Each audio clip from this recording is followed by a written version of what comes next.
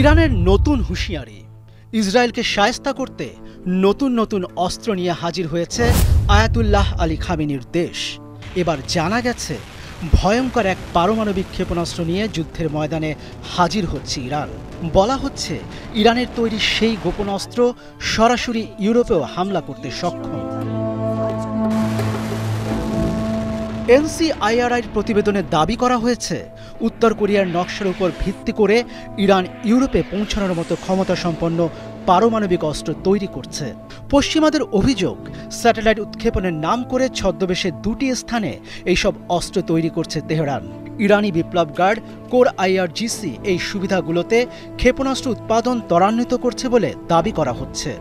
শাহরুদের কাছে অবস্থিত প্রথম ওয়ারহেড ঘাঁটির ক্ষেপণাস্ত্রটি 1800 মাইল পাড়ি দিতে সক্ষম, যা অনায়াসে গ্রিস এবং ইসরায়েলের যে কোনো লক্ষ্যবস্তুতে আঘাত হানতে পারবে। এছাড়াও ইরান নাকি এমন ক্ষেপণাস্ত্র তৈরি করেছে যা অনায়াসে 2900 কিলোমিটার পথ পাড়ি দিতে পারবে। যদিও ইরান বরাবরই এসব অভিযোগ অস্বীকার করে আসছে। তেহরানের দাবি, তারা শান্তিপূর্ণ ব্যবহারের জন্যই কেবল পারমাণবিক ক্ষেত্র ব্যবহার করছে। পরমাণু অস্ত্র তৈরির কোনো উদ্দেশ্য তাদের নেই। তবে IRGCর প্রধান কমান্ডার মেজর জেনারেল হোসেন সালামি বলেছেন, আমাদের ক্ষেপণাস্ত্রগুলি এই অঞ্চলের যে কোনো শত্রু লক্ষ্যবস্তুতে আঘাত করতে পারে এবং শত্রুর সমস্ত ক্ষেপণাস্ত্র বিরোধী ব্যবস্থাকে পরাস্ত করতে পারে।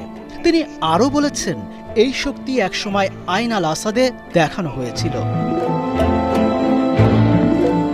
কমান্ডার সালামি 3 জানুয়ারি 2020 সালে পশ্চিম ইরাকের আল আনবার প্রদেশে যুক্তরাষ্ট্রের নেতৃত্বাধীন আইন আল আসাদ বিমান ঘাঁটিতে চালানো ইরানি হামলার কথা মনে করিয়ে দিয়েছেন। ইরানের সাবেক শীর্ষ কমান্ডার কাসেম সোলাইমানি হত্যার প্রতিবাদে ইরান এই হামলা চালিয়েছিল। সালামি আরও বলেন, আজ IRGC নৌবাহিনী যে কোনো জায়গায় শত্রুর বিরুদ্ধে লড়াই করতে পারে। তিনি দাবি করেছেন, ইরানের শত্রুরা শেষ হয়ে যাবে, কিন্তু IRGC এবং ইরান বা বাসিজ কখনোই শেষ হবে না। এদিকে ইরানের পররাষ্ট্র মন্ত্রণালয়ের মুখপাত্র ইসমাইল বাঘাই ইসরায়েলকে থামানোর আহ্বান জানিয়েছেন। তিনি বলেছেন, ইসরায়েলকে আর বাড়াবাড়ি করতে দেয়া যাবে না।